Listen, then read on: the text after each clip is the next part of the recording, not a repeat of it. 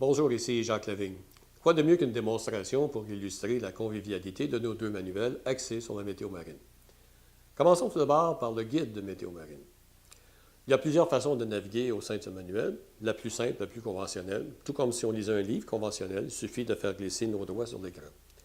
La seconde, on touche à l'écran, on clique sur l'écran, ce qui permet de faire apparaître un icône dans la partie supérieure gauche.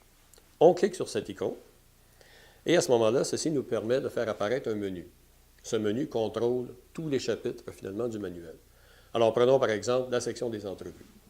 Cliquons sur la page des entrevues, la page apparaît. Il suffit à ce moment-là de déterminer l'intervenant qu'on veut entendre.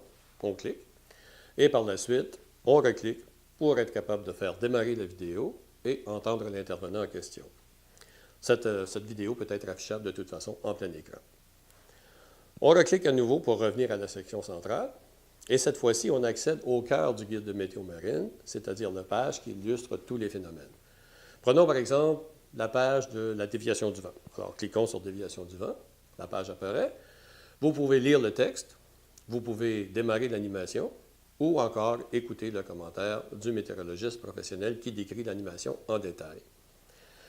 On retouche à la petite maison, le petit icône qui est dans la partie supérieure droite. Alors, touchons à cette icône, ce qui nous permet de revenir au menu central de la section.